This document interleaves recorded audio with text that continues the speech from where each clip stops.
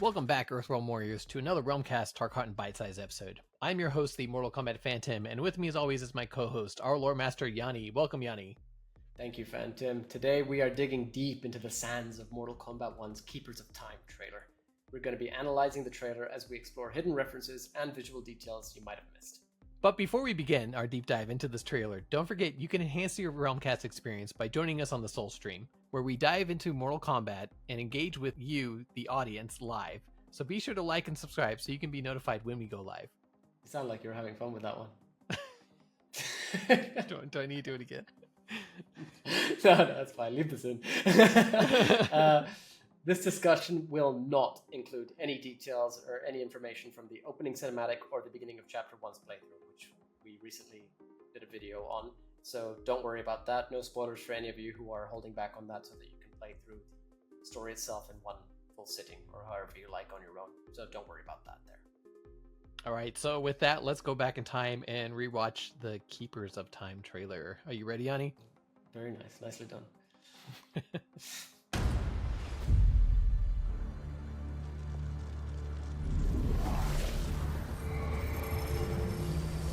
Geras, my old friend. It's been eons. It's good to see you. Likewise, Lord Liu Kang. Duty is my highest calling. Okay, so when this trailer dropped, it was completely unexpected because nobody thought Geras was coming back, first of all, and the fact that it just kind of happened in the middle of the week at a tournament, like it was just very, very unexpected to see this, period. So Yanni, what did you see when you first watched this trailer? I saw a lot of MK11 tournament that, as much as I enjoyed the game, I was not too keen on watching. But I know, I was so tired that time. It ended up releasing at 6 a.m. my time, where I was at that point. Like, yeah, I think so. Oh man, it was late. It was really late, and I mean, to me, this was actually the most underwhelming trailer so far. I say that at the beginning of this. You know, but what do I see? Oh yes, you were going to say. It has its moments. I'll say that. It does. Before we it definitely does. I, as you said, I was, and lots of other people were not expecting Geras to return. I know that Geras has been described as somebody who had a lot of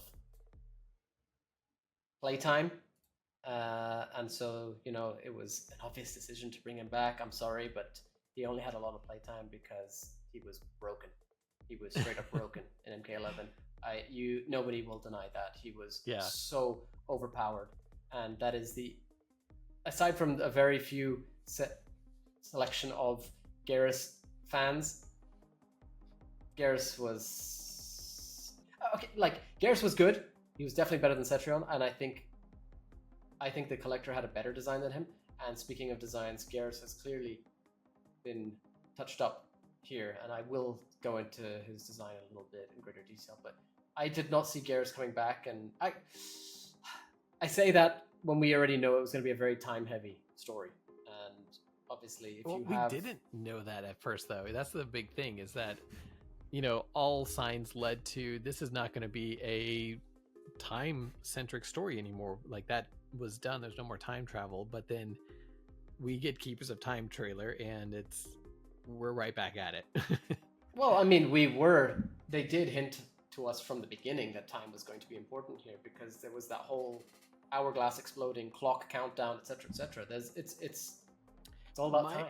My thought about that was that it was over. The time stuff was done, and like that's what I got from that. Like, the hourglass has been shattered, so we're not gonna have to worry about time travel and stuff like that anymore. You asked me what I see first. I see the Fire Temple. Yes, that's right. So the Fire Temple, which, as we've kind of discussed in some of our other trailer breakdowns, we're presuming this is Liu Kang's Fire Temple because he is the Fire God. So it would make sense that he has his own temple, kind of like how Raiden had the Sky Temple in Mortal Kombat X and maybe some of the other games too. Yeah, he has his own temple, and that's cool to see. Although the color seemed a bit different than the official art that was posted. It looks like the official art has a more, I don't know, rundown version of the Fire Temple. It could be a different time of day. You know how you have the 2 selections between each arena? Because this one has like green dragons on it, whereas the other one has red, kind of, too. I don't know if you've noticed the same. Geras, my old friend. It's been eons. It's good to see you. Likewise, Lord Liu Kang. I mean, they're friends now. This Yeah. is the same Garrus that was basically Kronika's devout servant and did everything for her, and now he's just friends with Liu Kang. So it's a new dynamic that if this lasts, it's kind of cool to see Garrus on the side of light, as you've stated in other trailers, as you call it, the side of light. So Forces of Light, yeah. yeah, the forces of light. How long is an eon? At least one lifetime for Garrus. Speaking of which, the last time that we saw him, actually even before the last time we saw him in MK11, obviously introduced in MK11 as the construct, the golem of Kronika, and he is first knocked into the Sea of Blood, reined in with a heavy anchor. I think that was Raiden who did it to him. So reined in by Raiden. We then see him in Aftermath, and the last time we actually see him is when he's defeated by Shao Kahn and Sindel. He gets his head caved in by the Wrathhammer, and that's it. That's literally the last time we see him. Huh. I didn't remember realize. correctly. I forgot he was in Aftermath at all. Which him getting his head caved in is not a death for Garrus, who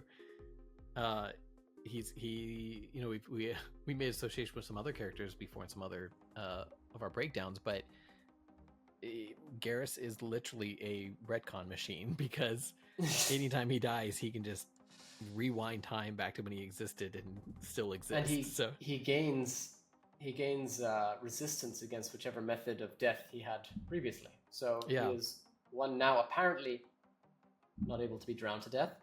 2, not able to be eaten by a behemoth. 3, not able to take a hammer to the face. But one interesting part of Garrus's role in Aftermath is where the unlikely team of Nightwolf, Shang Tsung, and Fujin team up against Garrus. Shang Tsung opens up a portal to the Chaos Realm, and Fujin blows him into it. And so then Shang Tsung says that Havoc will keep Garrus entertained. So I wonder if that's going to be called back in some fashion by Garrus and Havoc in their pre-fight dialogues. That would be a cool pre-fight dialogue. Yeah, right? Like Havoc has no idea, and Garrus like, you gave me a run for my money one time. I was just like,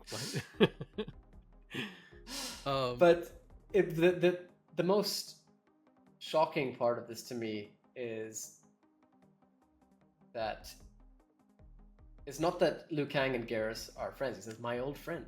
It's been eons. It's good to see you." Mm-hmm. If it's been eons, why are they seeing each other? And I think we should actually come back to this point later. Oh, but that's a good Garrus's question. response says, "Duty is my highest calling," and this is obviously called the Keepers of Time trailer.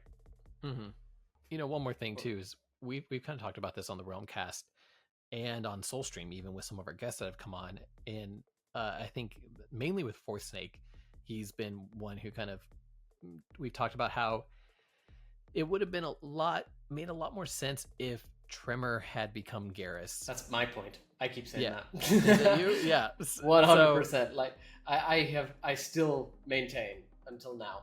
Like even from the gameplay that you're about to see, Tremor's gameplay and Garrus's gameplay is so interchangeable. Mm-hmm. The only thing that I think that Garrus does differently is he's more of a grappler rather than Tremor being more striking. And I mean, speaking of which, Garrus's weird sort of Superman fly punch headbutt, I don't know what it's called, makes a return. And I'm actually sad to see that. It looks ridiculous to me. I'm sorry, guys. But the rest of his gameplay actually does look cool. And I'll get into that in a second now after we go through the trailer a little bit. But I do think that Tremor could have been perfect for this role. Tremor could even have replaced Garrus.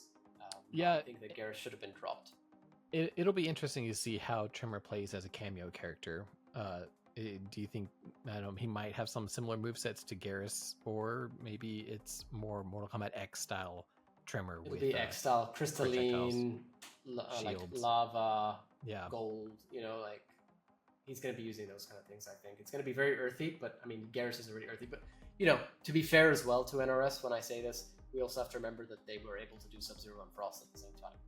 So, Yeah, that's true. But I still think that Garrus's entire usage of sand and everything, it could have just been Tremor from the beginning. Yeah, Tremor could have taken that in part of his story. He goes into the dream realm in his MKX ending. You know, like they could have done a bit more with Tremor, and he was actually loved by the fans when he was finally made a playable character in MKX. So this would have been the perfect way. I feel like it's a missed opportunity.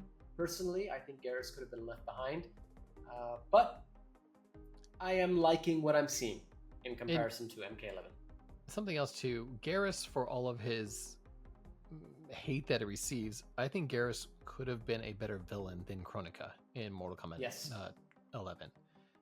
He has very cool gameplay. He controls time in a certain way that Kronika just seemed to be like a light version of Garrus, in my opinion.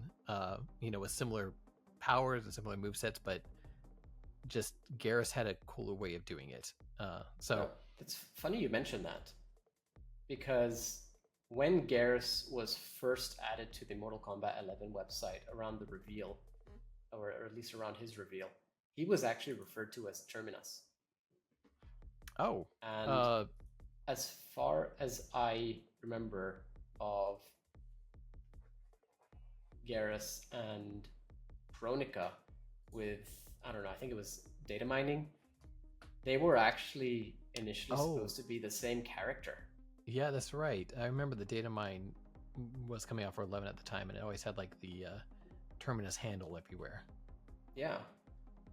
So I do wonder about that. But what's cool is that as well, that Terminus is the, and I mean, it's funny, just in the previous trailer analysis, I mentioned that I'm a big Greek mythology fan. Terminus is actually, it's funny, a Roman god of boundary stones, protector of borders and such, pretty much. Mm-hmm. The Greek equivalent is Hermes. So Hermes, Garrus, Terminus, I don't know, like Tremor. He is a protector of some form of thing. You know, I know it's not a stone, it's an hourglass really here. Yeah. But I don't know, I just find it a very interesting name, and I wonder why they went with Garrus instead. Depending on what Garrus means, because I'm pretty sure it's also Greek. Yes, here it is. Garrus. Old age. That makes a lot of sense too. He's an old man. So yeah, no, Garrus, Terminus, both very fitting names. I think actually Garrus is the better choice based on that meaning. Makes a lot more sense. Because he's bald. Because he's undying, ancient, eternal. Actually, I think he says that. I am eternal. Yeah, I'm pretty sure I've heard him say that.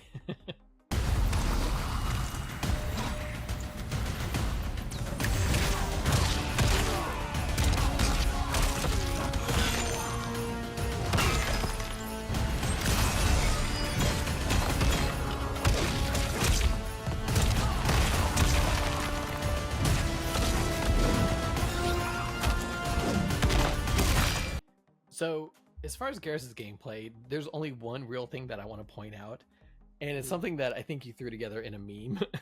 Yeah. So in the next scene here, he says, Garrus is the guardian of the hourglass, and during the combat, he uses the hourglass as something to smash people's heads against. So it's like, Garrus, go protect the hourglass. Okay. It's just, I've got a little hourglass here. It's just like I can imagine like throwing it. Right. Yeah. So I find that hilarious. It is so funny. But about his gameplay, he actually has a really cool grab. I don't know if you noticed. He grabs them, throws them to the ground, like sort of almost RKO style, and then while his body is there, another version of him falls from the sky to elbow drop them, while his other one fades into sand. Geras is the guardian of the hourglass, a celestial object which lies beyond the realms. So there it is. Geras is the guardian of the hourglass. So I guess after Liu Kang was finished, he has things to do in the realms. So he just said, hey, watch this highly important hourglass that I just sacrificed my timeline for and protect it. One thing that's interesting though is he does say that the hourglass is an object which lies beyond the realms. So it's not anything within any of the realms of Mortal Kombat. The hourglass stage in MK11 itself is said to be between the realms. It's not in any specific realm. It's its own plane of existence. And actually, I have related that to a previous arena from, I think it was Deception, called the Nexus. The Nexus was the hub for Shujinko to return all the Kamidogu. And that was actually a place between the realms. And the place between the realms, if I remember again correctly, was said to be sort of invisible to the Elder Gods. This part could be me saying something completely off, because I also remember at just the moment I said that it was created by the Elder Gods. So I could be completely wrong there. But regarding whether or not the Nexus is visible from the Elder Gods, I maybe that's just like a weird sort of memory for me, and I'm thinking of something else. I could be thinking of the movie. I could be thinking of the Mortal Kombat movie, where they said this is a place between realms, they can't find us here, or something like that. Yeah, in Annihilation, maybe? No, I'm thinking of MK 2021. Oh, the white that sort of area, yeah. Like that's, I kind of associated that with the Nexus, and I don't know why in my head I thought that it's like they can't be seen by the Elder Gods, but that's most likely completely false. So, to our audience, this is your chance to outlore our lore master. Leave a comment below and let Yanni know actually what exists beyond the realms. I'm pretty sure everything else I've said is correct, aside from it not being part of the out of the reach or vision of the Elder Gods. All right, but yeah. So the Nexus is between the realms, and I am assuming the Hourglass stage itself was too. So that's not really surprising to see him say that the Hourglass itself lies beyond the realms. We already know this because he might be a protector god of Earthrealm, but he is also one of the keepers of time. He has control of the Hourglass. And one thing that's interesting, do you remember in Aftermath if the crown was destroyed or not? Because I think that Liu Kang gains access to the crown, and now we're not seeing the crown anymore. Yeah, I know. I was thinking that too when we first started seeing some of the stuff. I expected Fire God Liu Kang to have the crown in this era, but yeah, there's been no crown at all. The hourglass regulates time and destiny. Well, regulates time and destiny. So even with all of Liu Kang's time manipulation and such, he still explicitly states that there is a destiny to each of these characters involved in the threads of the worlds of Mortal Kombat. So now we get a bit of Geras and Rain gameplay, where we get to see Geras working with Darius. And I do want to comment on Darius as a cameo fighter here, because it's very cool in that he seems to have an ability where he comes in, does a kick, and then Geras follows up and then is able to continue by swinging Darius around. But it's a very interesting mechanic in that Darius seems to have like a sort of follow-up mechanic to his cameo fighting abilities. You know what I mean? Oh yeah, I love that Geras is just swinging Darius around as if it's, as if they're best buddies.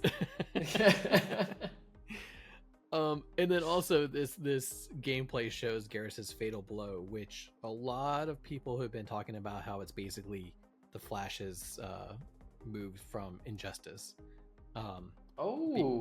Because of the time equation. I think it was Injustice 2, is it? That the Flash has that moveset? I have watched you with the hourglass. You are relishing your role as Earthrealm's protector. All right, so here Garrus has almost a confrontational attitude.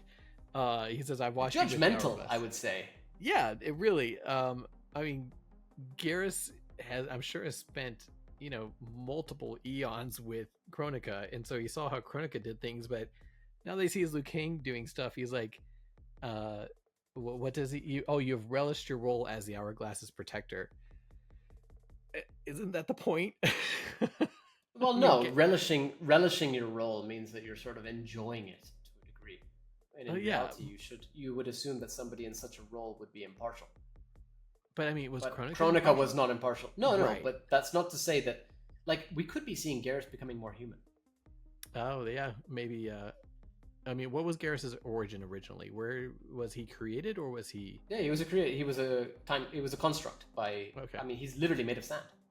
The sands of time. So, Garrus could be growing a heart. Potentially, yes. I think actually we should go forward with the trailer a little bit so that we can hear Liu Kang's response. Those with power must know how to use it wisely. So he says, "Those with power must know how to use it wisely." With such an arrogant tone. Yeah. Now, And firstly, I think we did just confirm my theory about the Fire Temple being in flames. And we do actually see that in, I think, the Banished trailer itself, too. I think it's the Banished trailer. So the 2 times of day for the Fire Temple seem to be one in maybe proper condition, and then one in not so proper condition. So remember earlier I mentioned about Garrus's design. Mhm. At first, when I saw this, I thought, "Oh, he looks exactly the same as he did in MK11," and I was not a fan of his outfit. It was very, I don't know, bland was the word, which is very weird because I liked all the time-focused attire for all the characters, when they got them. But Garrus's, to me, was very basic. I didn't like it. Now, he's actually, firstly, more lean. He's not a big, bulky brute. Like he's still tall. I'm pretty sure he's taller than General Shao. He's still very tall. Goro in. He is taller than Goro. We saw that in. Although bear in mind that Goro is leaning down. His knees are bent. But Garrus is a unit for sure. But he is still not as bulky as he was in MK11. He seems a lot more lean. So that's cool. I actually quite like that shift to his design.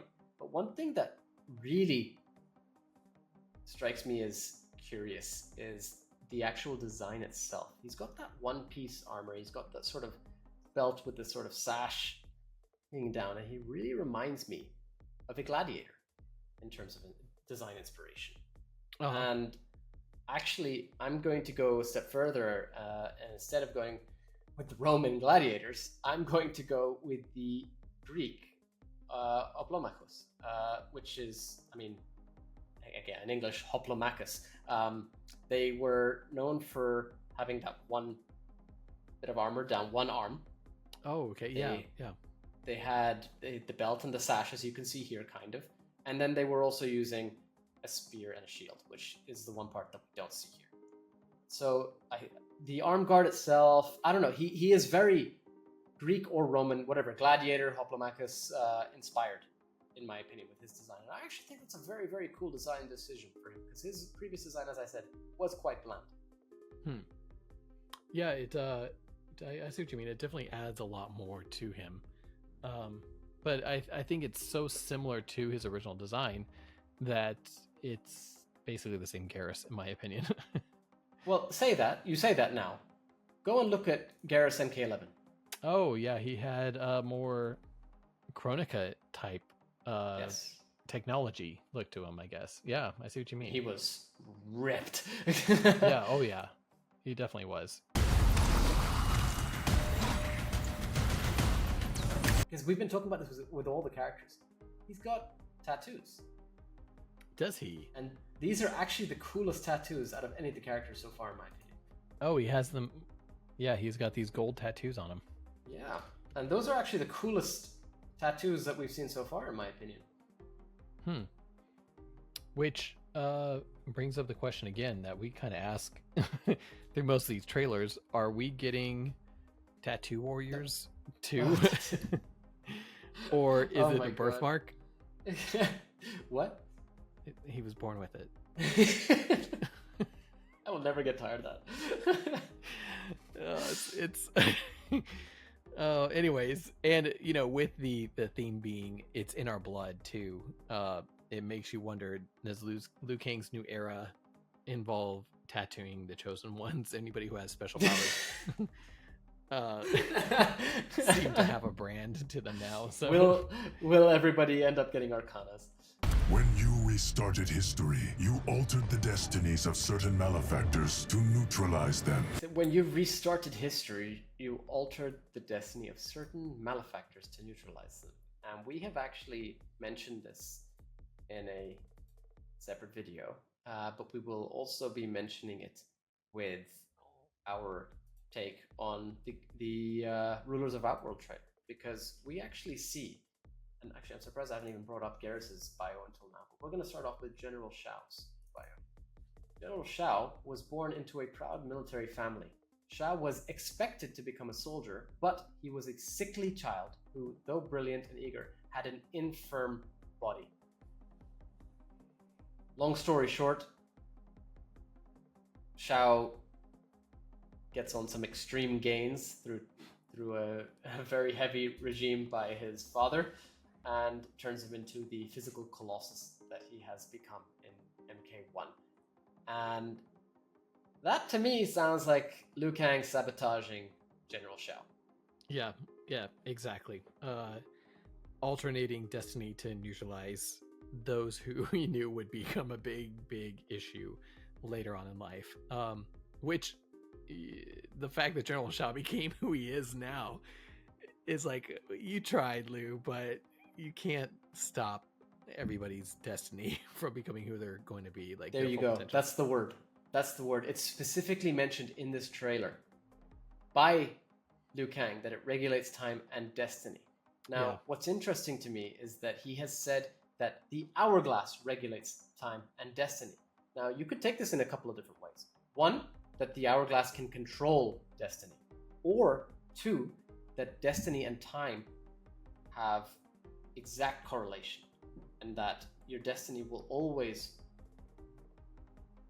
come to its conclusion in the way that it was supposed to, regardless of how you change time. But then that kind of opens up the potential doors of, well, if that's the case, then why are the characters all different now? You know what I mean? Right. And speaking of destiny, we have actually had comments by Support Gaming and quite a few other follow-up replies on our previous videos, which have brought up the possibilities of destinies in MK, such as having like Nexus events, which are basically points where time branches off, and then this point, that Nexus event would be the nexus of multiple timelines. And so, following through with those theories, which is a great theory, by the way, Support Gaming, if you're watching this, you would expect that certain things are always going to take place within Mortal Kombat, and that actually ties right back to two things. One, we've already mentioned, the Nexus in Mortal Kombat Deception, the actual arena itself. It's a place where I guess you could say that the Kamidogu all converge into their destiny of being put back together, maybe. Or going all the way back to choose your destiny. Yes, yeah, you're right. So Shao Kahn could have literally chose a destiny that, or always chooses a destiny that leads him to be, General Kahn or General Kahn. The Khan is so ingrained that even when he's a general, he's still a Khan. We made so many posts lately talking about Shao Kahn, and every single time we do, somebody says, "Don't you mean General Shao?" And I was like, yes, we do. I know. Of course we do. That's his name now, though. He's always the Khan. I just go with Shao to be safe. I know. So Shao, young little Shao boy, will always end up becoming Big Shao, basically. Potentially Khan. That could be the Nexus event. You altered the destinies of certain malefactors. There is another scene here too where basically Liu Kang and his chosen warriors walking out of a portal, which makes me kind of wonder, as we went through in our Ngadi breakdown, why is Liu Kang traveling in the caravan to the Sindel's temple and everything, and in her throne room, if they're walking through portals in this scene and it's a completely different group of people? I'm thinking this could be another time. I mean, this could be either after all of the chosen warriors have been brought together for the next tournament. Maybe the Ngadi trailer is showing a previous scene where there was a previous tournament. Like there's so many possibilities here. I think that this is going to be somewhere towards the beginning. This is their first foray into Outworld altogether. This is before Raiden is said to be the champion. We can see Kung Lao's hat behind Raiden as well. And then we see Kenshi, who's the most defining feature here, in my opinion, to make this point, in a suit. He's not wearing his armor. He's not blinded yet. You're right. Yep. So that, to me, implies that this is them on their way to meet with Queen Sindel and the two, well, the twins, as we can call them now. And I love that Johnny Cage walks out of the portal with his phone out, probably trying to stream it or absolute genius. Like that would be the most amazing thing to record as you're going through the portal, you know? Yeah, well, it's very, you know, social media influencer style to walk around and be like, I'm gonna live stream me walking through this portal into Edenia. Like, and it's exactly, even without Johnny Cage's retcons, it's something I would imagine Johnny Cage do. Is very reminiscent of Mortal Kombat 95, where, you know, he's throwing a fit because he can't get his agent on the phone or whatever it was. And once they crossed over to Shang Tsung's island, and it has that same feel to me, seeing that type of characteristic. It does. I see what you mean there. In the Rulers of Outworld trailer, Kenshi does walk out as they're meeting with Sindel in a suit. So he's wearing the same attire. This is the same scene. In fact, actually, this is the exact scene, just from a different perspective. Oh yeah, you're right. I didn't realize this was the same scene. And you know, this trailer, one of the biggest things to come out of it was the mystery of who else has come along on this journey. And the Rulers of Outworld trailer seems to give a little more hint on who else is here with these guys. Looking now back at the scene, one interesting thing is that Ed, in his infinite wisdom as a troll, could either be messing with us or actually giving us a huge hint that this monk behind Johnny Cage could be an important character. Now, we initially thought Kai. Wait, who did you think? Remember when we first saw the trailer, we thought it was Kai at first. I thought it was Shujinko. Anyway, I do agree. I think that if it is anybody, it's going to be Shujinko, especially based on some character dialogues that we've seen, and now the fact that Shujinko is a cameo. But it could also be nobody, and he could just be screwing with us. Very, very possible. Because we see in this scene, in the Rulers of Outworld trailer, that they all bend down behind Raiden, Johnny, Kenshi, and Liu Kang. Crafting a timeline is a complex endeavor.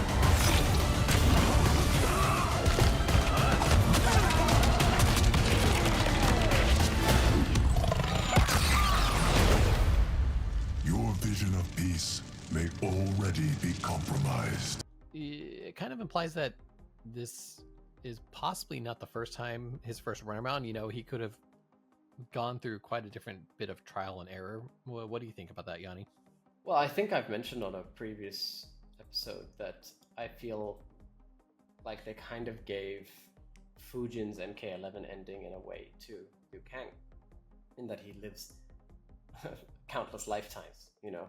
And in this case, it's more so that he's more like Chronic, obviously, as the overseer of all these different timelines. And I think that he's, as we've even already seen confirmed by just Garrus and his dialogue of, Garrus, my old friend, it's been eons.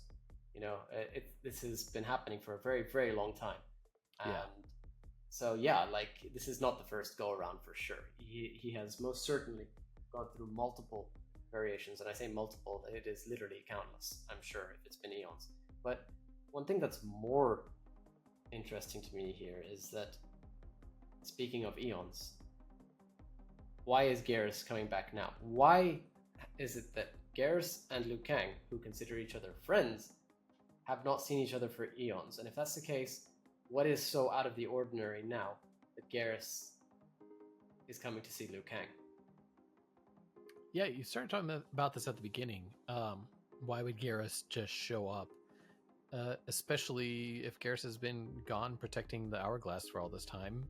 What is different right now? And we sort of get that answer, sort of, immediately after, with Garrus saying, "Your vision of peace may already be compromised." Your vision of peace may already be compromised. It's so interesting to me. I think now's a good time because we haven't actually brought this up yet. Garrus's bio. Mhm. Garrus is the Sentinel of the Hourglass. He's been reconstructed by Liu Kang at the dawn of his new era.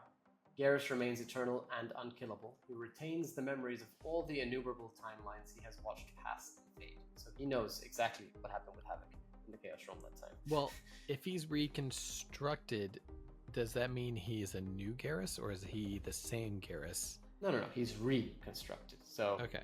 as it says specifically right after there, it says he retains the memories of all the new innumerable timelines he has watched pass and fade. He is still Garrus, as Okay. far as I understand this. It specifically tells us that he remembers everything that's happened. In this new era, Garrus monitors events to make sure that they are faithful to Liu Kang's vision. When they deviate from their intended path, it is Garrus's responsibility to correct them. As threats begin to mount, Garrus works tirelessly to defend reality. But to succeed, he must first identify the mastermind behind the plot to destroy Liu Kang's new era. Wait, read that beginning of that again. In this new era, Garrus monitors events to make sure that they are faithful to Liu Kang's vision.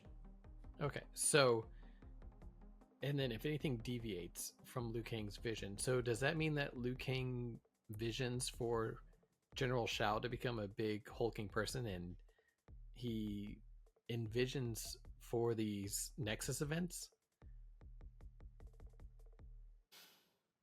Or could that be part of what is working against him?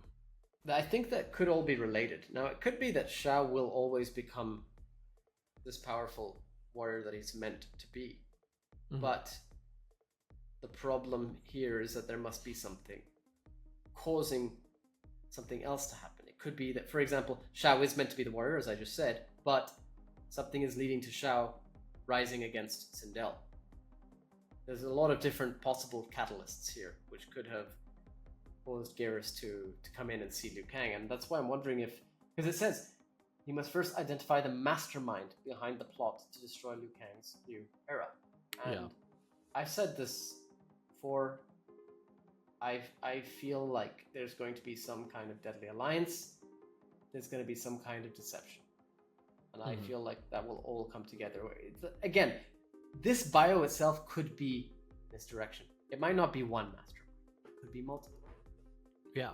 Well, I mean, it could be, as we talked about earlier, with Garrus being as confrontational as he is, it could be Garrus that is turning against Liu Kang in this new era. Possibly, but based on their interaction, I don't see that being the case, in that Garrus is the one leading the charge. I do get the vibe that Garrus will betray Liu Kang in some fashion to maybe conform to a certain vision of the timeline or Liu Kang's usage of the hourglass. Potentially, that could happen. But I Well, don't see... It could be that Liu Kang's vision is... What Liu Kang is doing is straying it from his own vision of what he wants. Exactly. So Garrus could be coming in not to betray, but also to actually just align Liu Kang's vision with what it was supposed to be, its intended vision. That could make for a very interesting story. Yeah.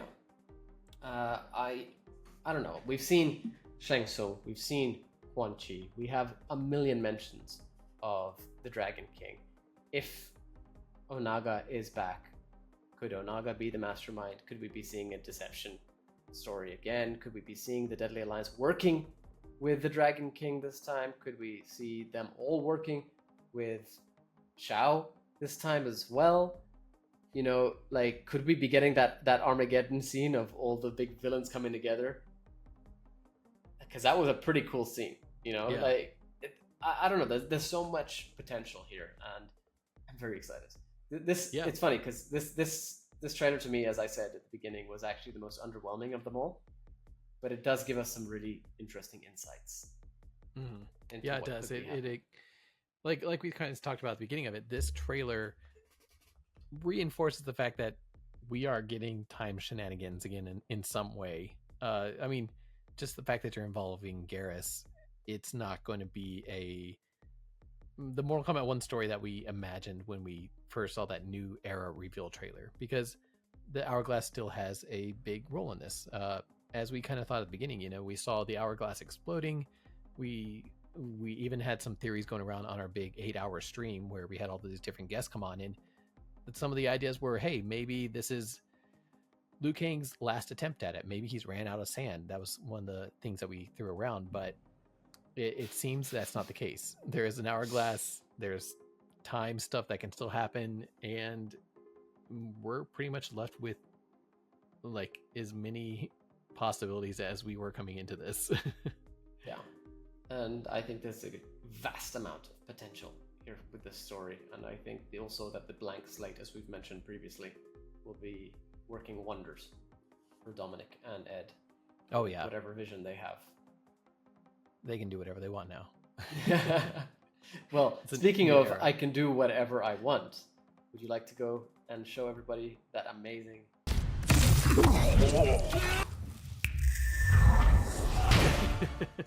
this is so cool, and it's so different from what we expected Liu Kang. Liu Kang has arguably the two best fatalities in the game at this point. Oh yeah, yeah. And it's funny because in this trailer, he's not the only one snapping his fingers. Garrus is doing it at the start of his introduction to the fight. You're right. Hope you all enjoyed this analysis. We do have, I think, at least a couple more to go through. Yeah. And Tim, I know that we have analyzed the Banished trailer on our episode with Under the Mayor, but we do have new revelations since then that we would like to cover as we analyze that. And we have also the Rulers of Outworld trailer too to go through. So until then, let's extend this conversation beyond the episode itself. Share your thoughts in the comments. Let us know what you think. Do you agree with our analyses? Do you think that we're talking complete crap with some of our theories? Let us know. You can connect with us on social media via @RomCast. We are on @RomCast on all social media platforms at this point, so you can find us there or interact with us on the Mortal Kombat Online official Discord channel. We have a link to the server in the description below. Your engagement, passion, and diverse viewpoints invigorate the community and our discussions. And lastly, don't forget to like, share, and subscribe. Your support is what propels our exploration into the fascinating world of Mortal Kombat. So until our next journey into the realms, stay curious and remember, every warrior has a story and every saga a lesson.